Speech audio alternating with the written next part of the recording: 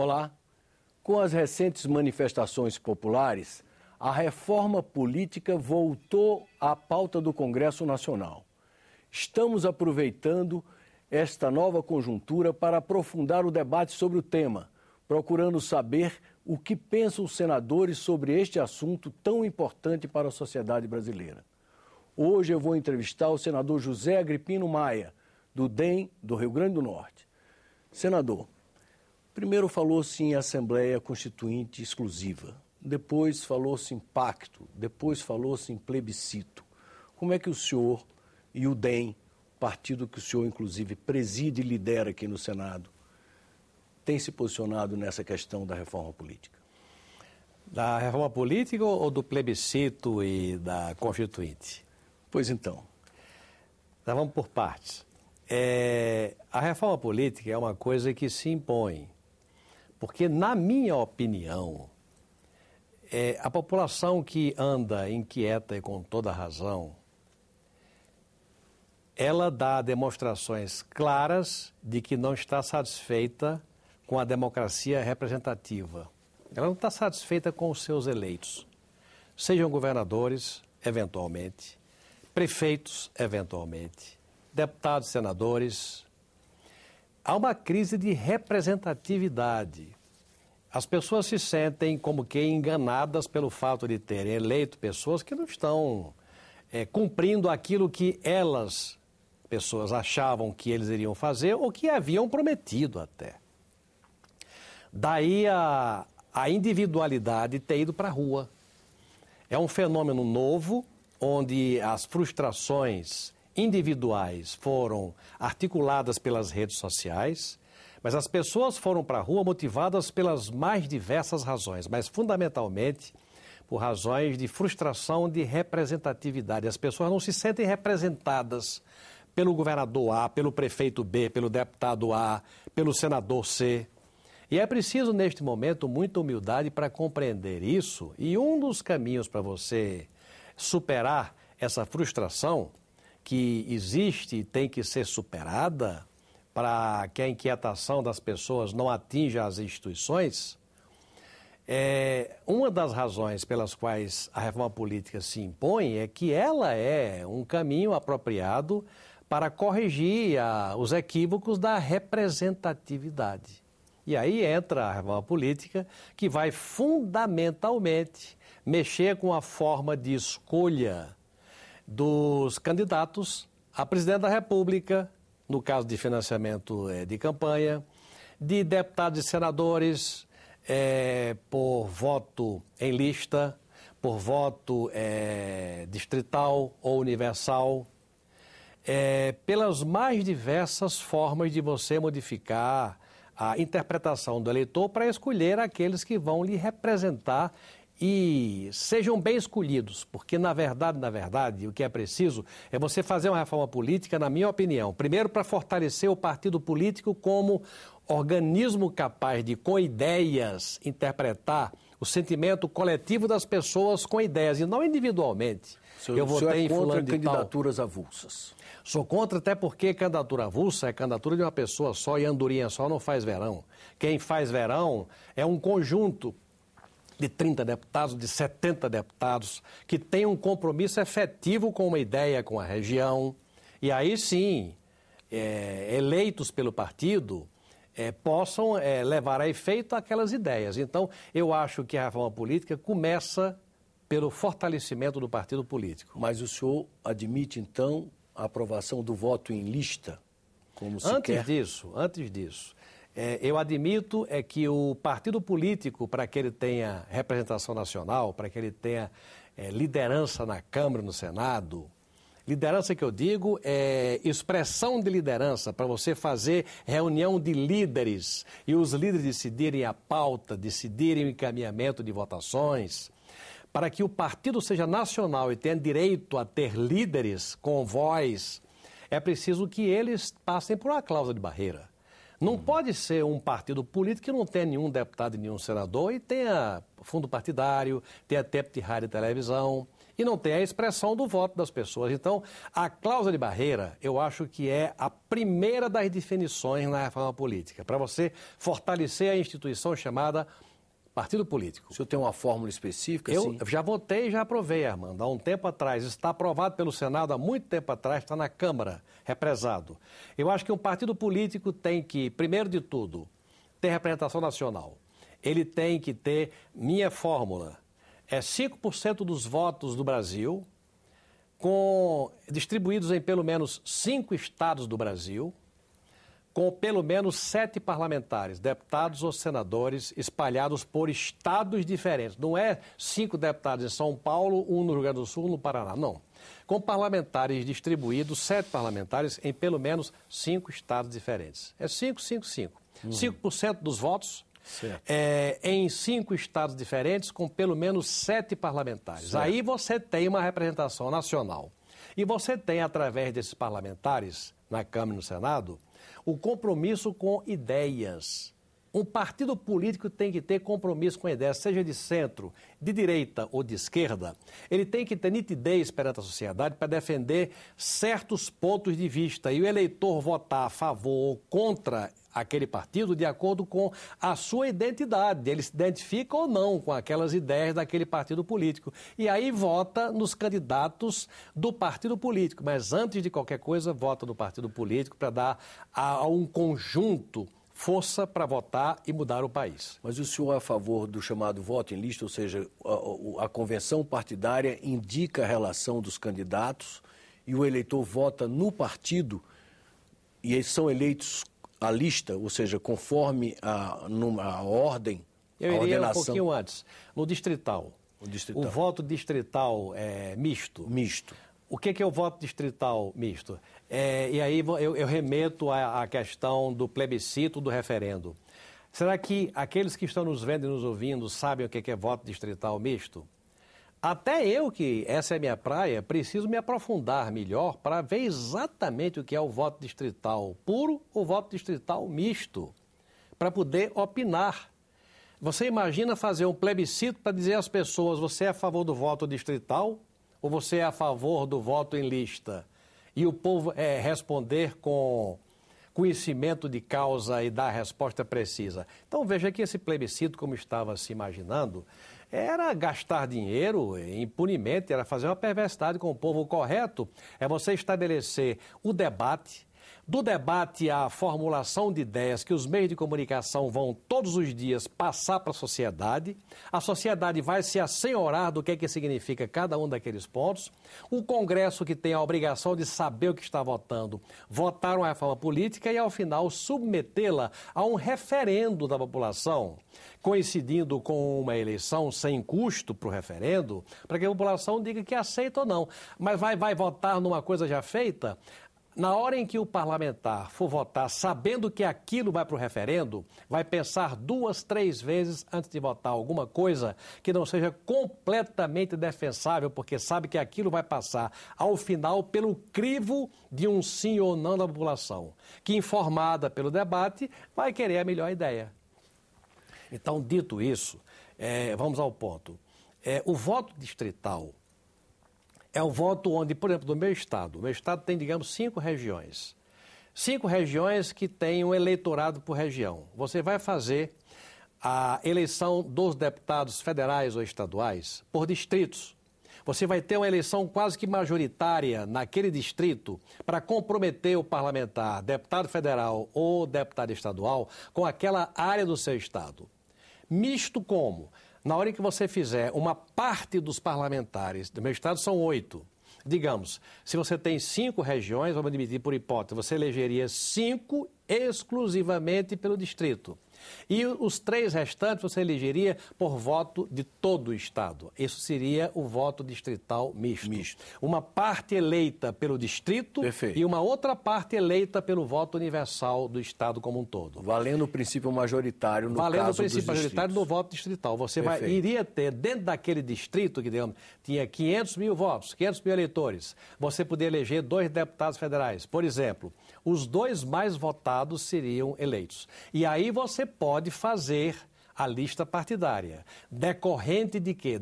Do tipo de eleição, se é voto distrital, puro, distrital misto ou não. E ainda você tem uma terceira opção, que é o distritão, que é a eleição de todos os parlamentares.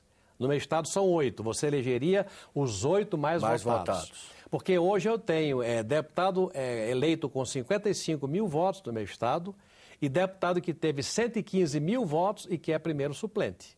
Porque as coligações produziram isso. Então, o distritão eliminaria essa distorção. Como o voto distrital misto também elimina essa distorção. Agora, é preciso que haja um tempo de preparação para o eleitor se habituar ao novo modelo. Então, nós verificamos o voto distrital misto, o voto distrital puro e o distritão. O voto em lista cabe perfeitamente em qualquer dos modelos. Agora, isso é uma coisa que tem que ser amadurecida.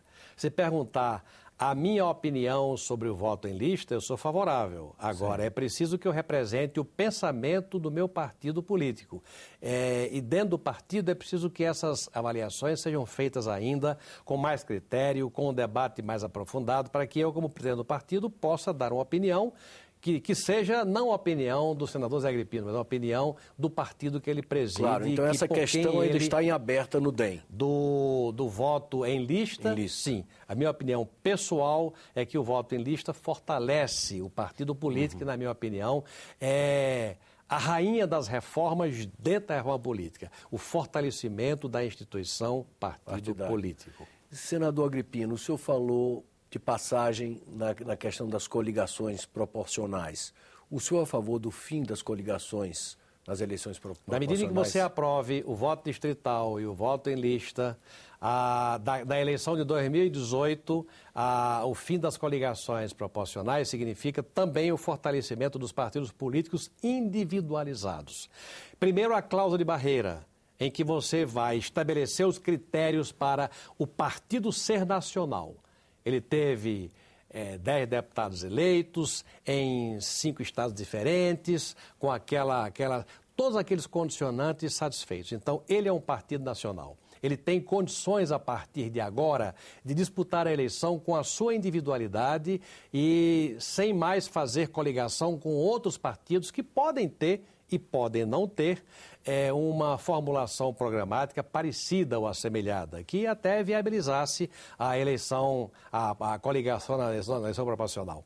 Então, acho que tem que haver uma transição para 2014 com a reforma política não feita, sem a cláusula de barreira estabelecida, sem a definição do voto distrital, sem um voto de lista estar definido. Eu acho que é cedo para você proibir as coligações. Você pode provocar uma barafunda, pode provocar uma confusão na cabeça do eleitor. É preferível fazer as coisas bem feitas, fazendo progressivamente. Agora, a minha posição, em nome do fortalecimento dos partidos, sou favorável ao fim das coligações na eleição proporcional, a vigorar a partir de 2018. Há quem esteja defendendo a obrigatoriedade dos partidos, no primeiro turno, lançarem obrigatoriamente candidatos à presidência da República com programas definidos. O que é que o senhor acha dessa ideia?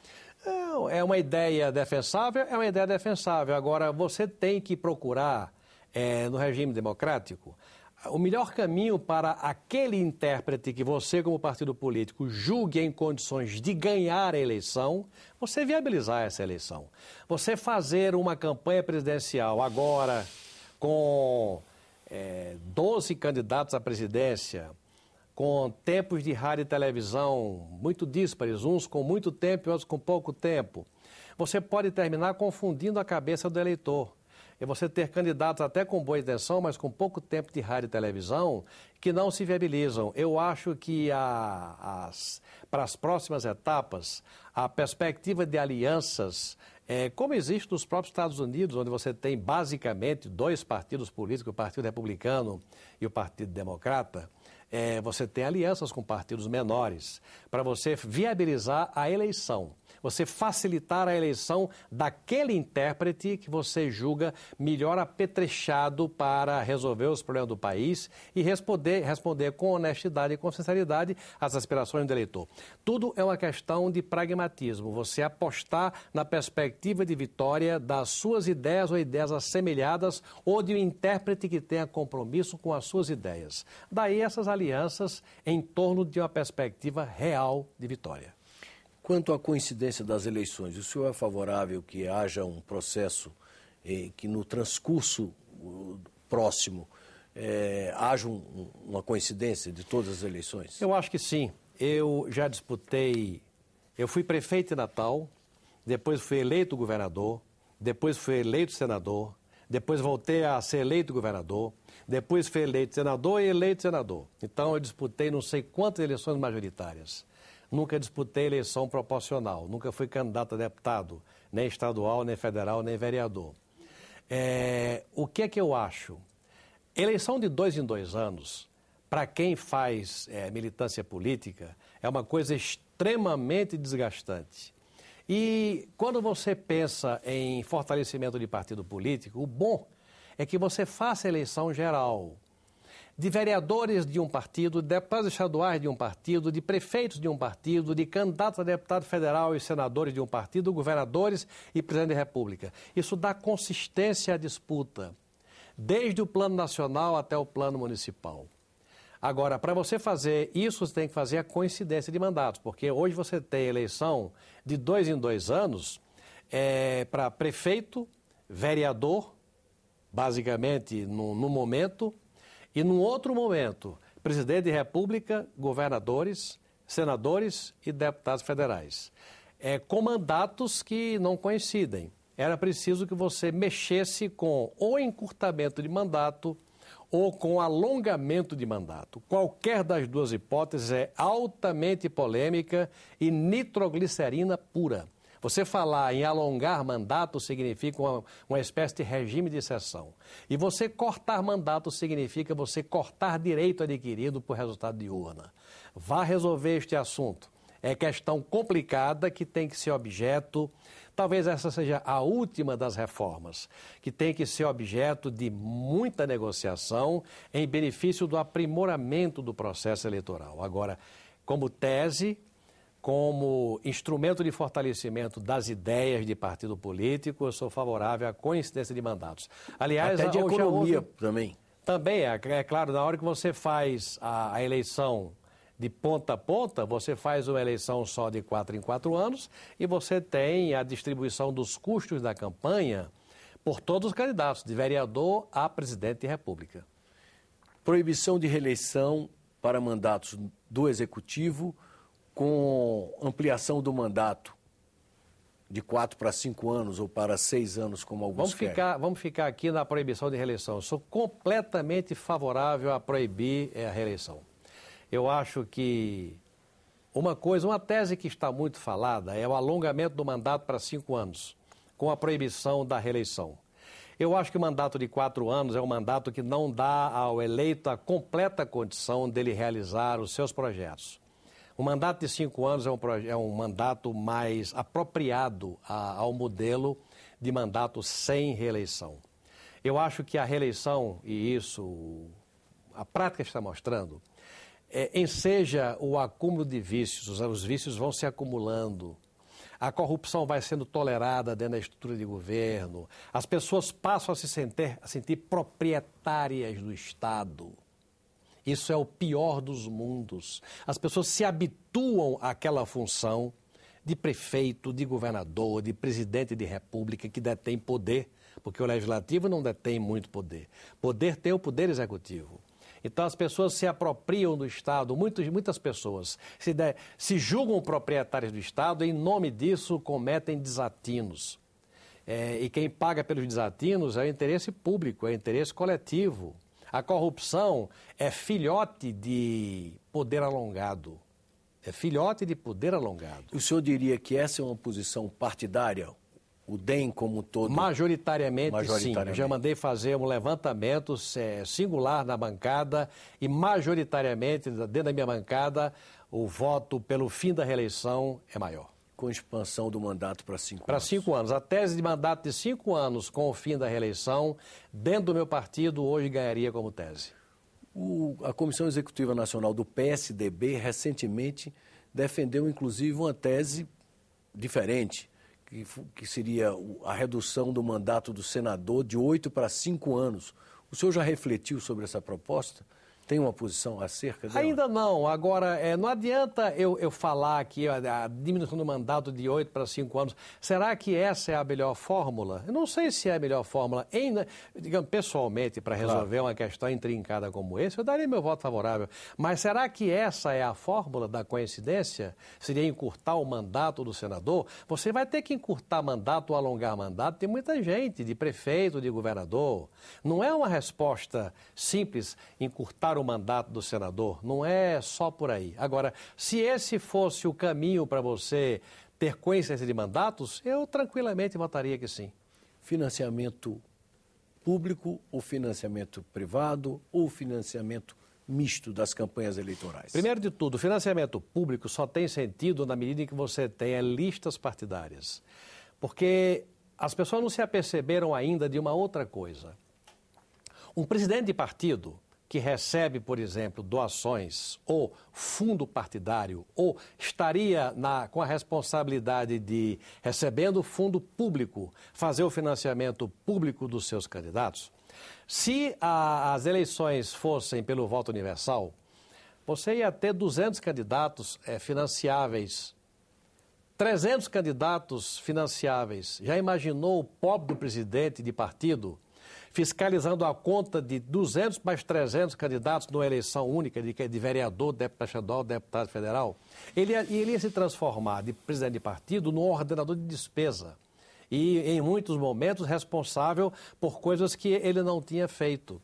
Então, só tem cabimento você falar em financiamento público de campanha com lista partidária fechada, onde você financia a campanha da lista, do partido político. Então, para você falar em financiamento público exclusivo de campanha, você tem que, por antecipação, falar claramente em aprovação da lista partidária, da lista fechada, que é uma das etapas da reforma política.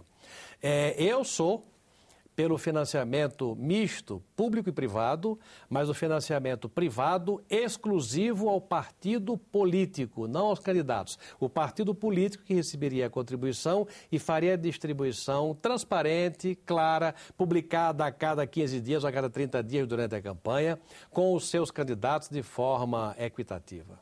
O que o senhor acha da ideia de vedar às empresas a possibilidade de doação, permitindo apenas a doação do particular, da pessoa física, fixado um determinado limite? Sou contra. Não, isso não tem sentido. Isso é universal.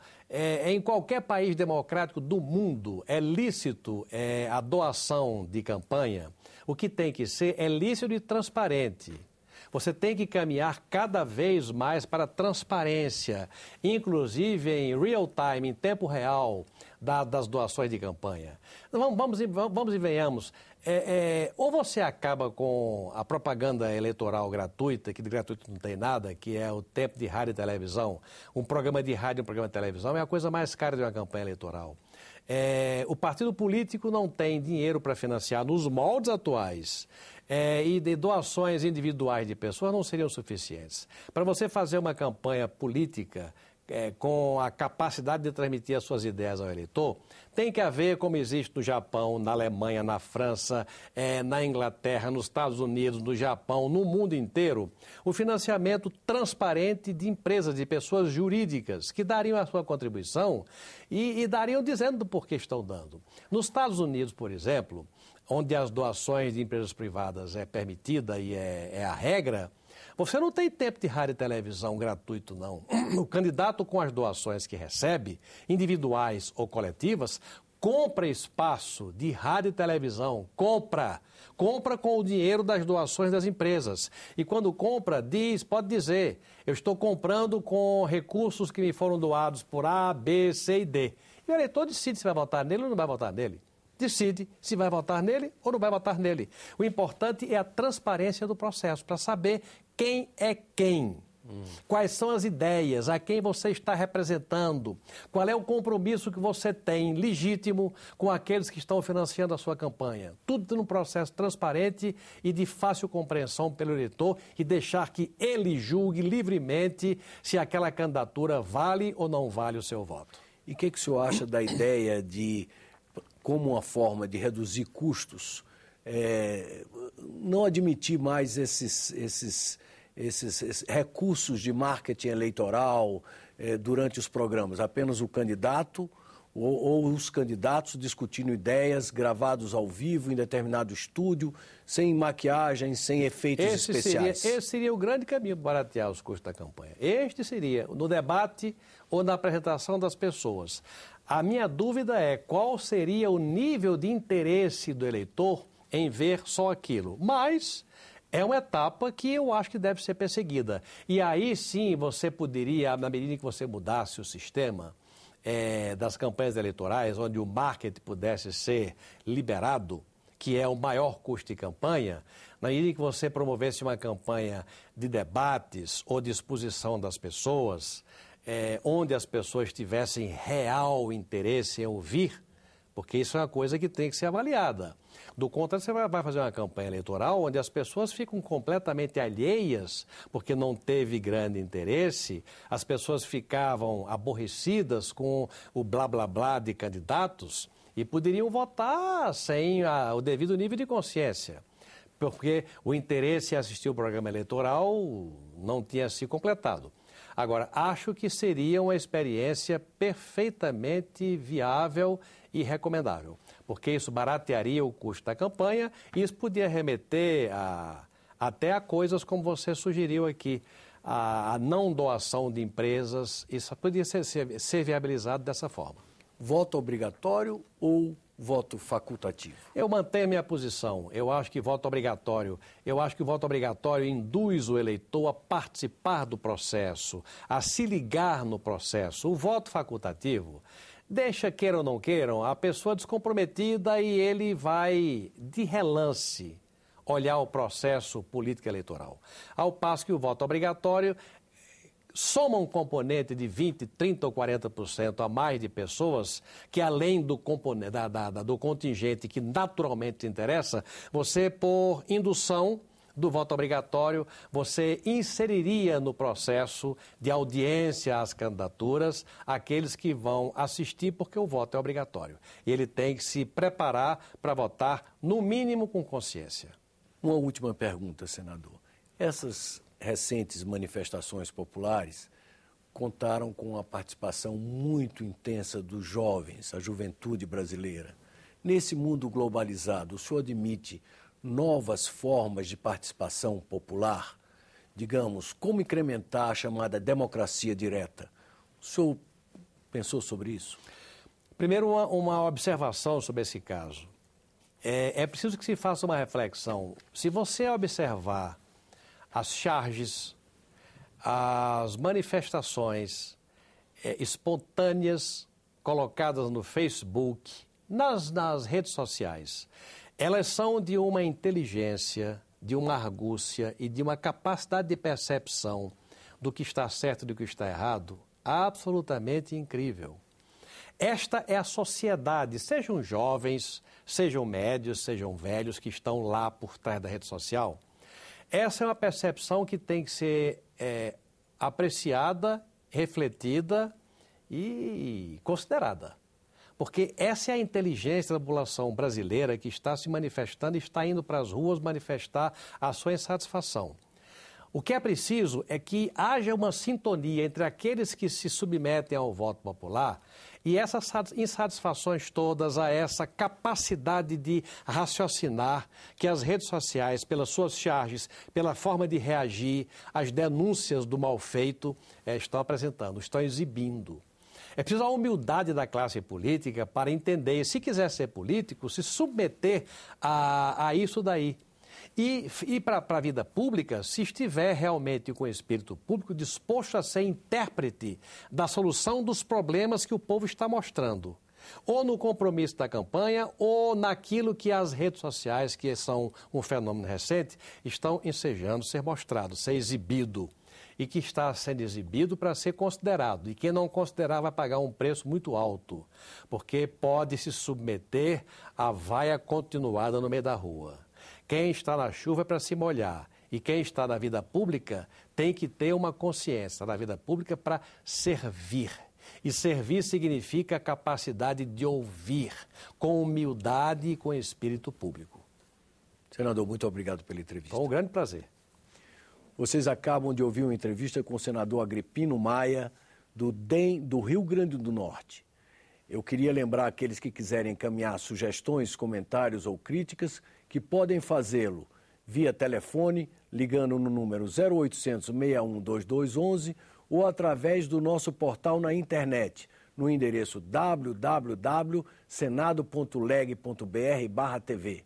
Até um próximo Cidadania, aqui na TV Senado.